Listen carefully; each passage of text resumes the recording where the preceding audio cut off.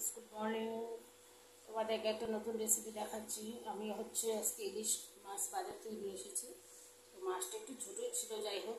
আর চিংড়ি নিয়ে এসেছি এখানটায়। তো আমি এখানটা শিলনোড়াতে সর্ষে পোস্ত কাঁচা লঙ্কা নুন দিয়ে বেটে দিচ্ছি। তারপরে আমি কড়াইয়ের মধ্যে সেটা করব। তোমরা কী করে আমি বানাই সেটা দেখতে থাকো, আমার সঙ্গে থেকো। হ্যালো ফ্রেন্ড, এখন আমার সর্ষে পোস্তটা বাটা হয়ে গেছে। এখন আমি কড়াইটা বসিয়ে দিয়েছি। তো আমি এখন এখানে সোমবারে দিচ্ছি শুকনো লঙ্কা, তেজপাতা, কিছুটা জিরে দিয়ে দিলাম।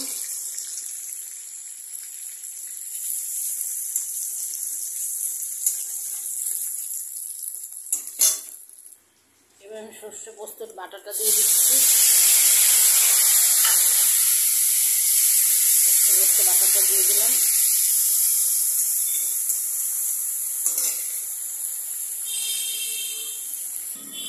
তারপর 1 চামচের মতো নুন দিয়ে দিলাম, পরিমাণ মতো নুন। তারপরে কিছুটা হলুদ গুঁড়ো দিয়ে দিলাম।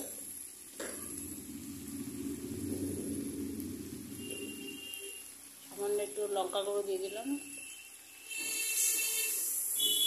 ভালো করে নাড়াচাড়া করে নিচ্ছি।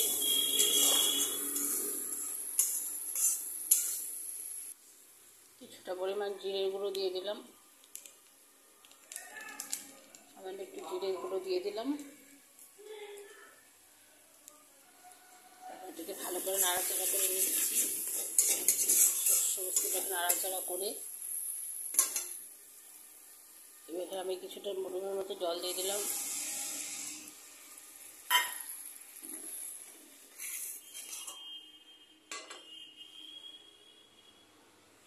একে একে মাছগুলো দিয়ে দিচ্ছি।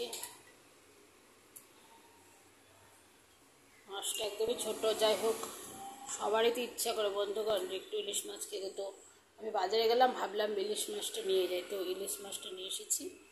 একদমই ছোটো ছিল, যাই হোক ভালো ছিল, খুবই টেস্টি। এবার 2টো কাঁচা লঙ্কা দিয়ে দিলাম।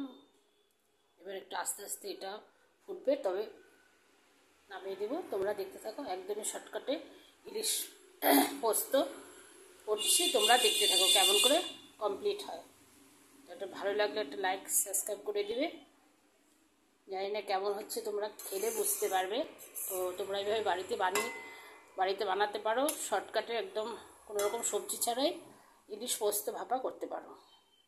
এবার আমি এটাকে একটু ঢেকে দেবো, জাস্ট একটু জল দিয়ে একটু ঢেকে 5 মিনিটের জন্য ঢেকে দেবো, পরে আসছি।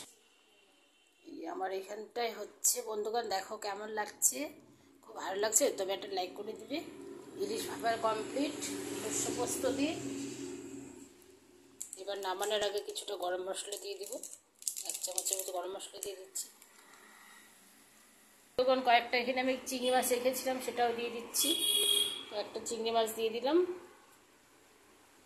আমার ইলিশ রান্না কমপ্লিট। কেমন লাগছে বন্ধুগণ কমেন্ট করে বলে দিবে।